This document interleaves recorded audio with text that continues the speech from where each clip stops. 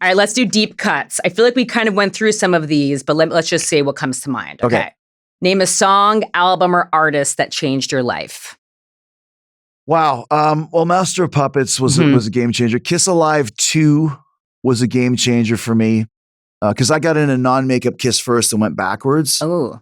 So I always loved non-makeup Kiss. Is probably non-makeup Paul Stanley is my favorite rock star of all time. Oh, it's amazing. Makeup Paul Stanley is great, but non-makeup yeah. Paul Stanley. And also too, I think Abbey Road was really, really influential in me because it was so diverse and very weird and very not Beatles, but it is Beatles and it's just fucking great. What was your first concert? Police, Synchronicity Tour. This is literally from the tour. This was sold there. August of 1983. That's amazing. And the opening band was the Thompson Twins. Oh, that's incredible. I remember I saw a guy there's like, "You're here for the Police?" I just came for the Thompson Twins. That's classic. What is a song you wish you wrote? I mean, you could say, what's the biggest song? Yesterday. I wish I wrote that one. But I mean, just because we're talking about Kiss, like I think Heaven's on Fire is the best well-written Kiss song. I think it's such a great song. I think One by Metallica is the best written Metallica song. So if you're talking about, what songs like of my favorite bands that I enjoy, those would be some of the examples. What song do I wish I would written? Like Judas. I'm glad that we wrote that song. I'm glad that that's our song. That's our Enter Sandman to the world, not at that level, but we wrote the song that I wish we could have wrote. Is something that people get something from and get meaning from. And little kids love that song. I get so many videos on Twitter from little kids dancing and singing to that song, like little babies and 5-year-old kids. So, that's the younger generation that will always hopefully remember that song. And so that's, I guess I'm glad we wrote that one. I love it. And the fact that I saw both you and Kiss at the Whiskey. Oh, pretty you awesome. Saw that. That's great. You saw that. That was amazing. They walked across Sunset Boulevard in their makeup and costumes. That was awesome. Those moments, you just got to just drink them in. Yeah, it's totally. Nuts. Absolutely. What's your favorite movie? I don't like big time Hollywood movies. I like Big Lebowski. I like the Spinal Tap. I mean, oh God! I know at the time Blues Brothers was big time, but Blues Brothers, Slapshot, Indiana Jones, The Temple of Doom. That's big Hollywood. But Empire Strikes Back, those type. But if you had to ask me one, I think Big Lebowski is probably the most random, mundane, ridiculous movie that I just really, really love. It's one of a kind. It really is. That's what's so cool about it. It's just a combination of preposterous situations strung together. That's basically the plot of the movie. Yeah. There's really not a police looking for his rug. Like that's it. Yeah. Just amazing. I love that movie. What is your favorite meal or cuisine? I mean, I really enjoy after the show wrestling because you want to try and be in the best shape you can. After the show, having a nice meat lovers pizza with extra cheese. Right. That's like just a really great after show. Like, okay, the work is done. Let's enjoy this pizza. I really, really dig that. Is that different than what you want after a Fozzy show? Yeah, I don't really eat a lot after a Fozzy show because if you're doing 5 shows a week, you don't want to be having 5 pizzas a week. But wrestling's once a week, let's say.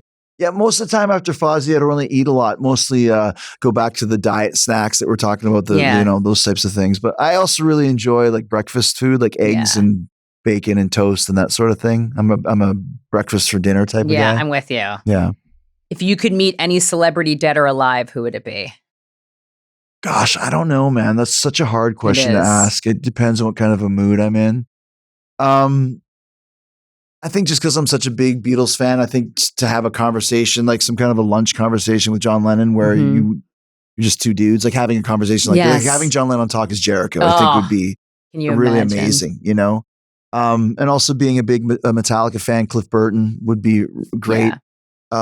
Michael Jackson, I'd really would like to talk to him. Alive, once again, I think Mick or Keith would be the best ones. Yeah. Which can happen. I'm helping you manifest this. I've met Keith before. I had a great conversation with Keith for about 20 minutes with Jimmy Fallon. Jimmy Fallon brought me to meet him, and it was great because he had this fucking ashtray. And we walked in there and Jimmy's like, yeah, we didn't know you were in here, Keith. We couldn't smell the cigarettes. Like, man, I got this fucking ashtray. You put the cigarette on it, and it sucks the smoke down. And I was like, my grandma had one of those in the 70s, Keith. But not a new invention. The best quote of all those, we had WrestleMania at Meadowlands, at MetLife Stadium in Jersey. and Stones were playing there like the next week, and Jimmy's like, yeah, Chris just wrestled at MetLife. He's like, oh, that's a great room, man. It's a great room. It's a stadium. It's a great room. It's a great room. Like it's a close small club. What a great room. Also, your impersonation's amazing. Oh, it's great. Very impressive. What is something fans would be surprised to learn about you? It always makes me laugh, like when you go grocery shopping or something and people see you like, oh my gosh, what are you doing here? Like, I'm a human buying being. Grocery. Yeah, like, oh, you don't have somebody to do that for you? I don't know, man. I think just that what I love doing when I'm at home is just sitting in my hot tub and I live on a lake. So just looking out at the lake and just kind of relaxing, to me, that's like one of the most relaxing things, you know? So I don't know if that's a big surprise, but I just really enjoy that kind of atmosphere of being on the water and hearing the water and that sort of a the vibe. Tranquility. Yeah, it's very tranquil. God, water is the most calming, therapeutic, medicinal thing. It really is. Yes. I have 6 dogs. So that's you do? Yeah. Wow. That's what, so all kinds? All kinds, yeah. A couple rescue dogs. Aww, and we just great. got a Doberman puppy. Oh. So yeah, there's 6 of them. Oh my God. Yeah. I'm a dog lover myself. Yeah, okay. What's the greatest risk you've ever taken? Probably leaving WWE to go with AEW, which was an unproven. We didn't even have TV at the time. Just my boss Tony Khan had a lot of passion and he had the money for it. We had a roster of guys that I felt could do something. And then when I got involved, we were able to get on TBS and then kind of went from there. So I just think it was one of those things where I thought I've done all I can do in WWE and I could stay here, but I don't want to just stay here. I don't want to just be a guy. Let's try and change history. Let's make wrestling a better industry. And we've done that because now there's a viable, a second company that people can work at and fans can watch. So, but it was a real risk, man, because WWE is such a monopoly for so many years. For us to come in there and get such a great demo and a great fan base out of the gate was something I don't think anybody really expected. They thought we'd be dead and gone in 6 months. And we have our 4-year anniversary this Tuesday, or Wednesday. Yeah. That's amazing. See, that's the rock and roll spirit in you. It is. Let's try it. I could just stay here. Hey, I could be Ziggy Stardust again, but I want to try Aladdin Sane or the Thin White Duke or, Tin Machine or whatever it may be, the button eye. All the way to the end, Bowie had characters, Always. So that to me was always like, I want to evolve and change, not just my look or my sound, but in my career goals and what kind of chances I'm taking. Mm-hmm. What is the greatest advice you've ever gotten or words that you now live by? Copyright everything. That Gene Simmons told me that.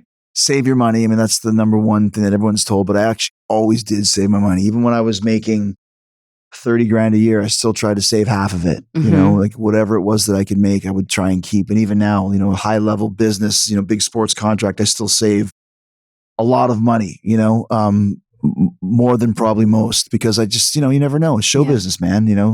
Here today, gone later today, as David Lee Roth says.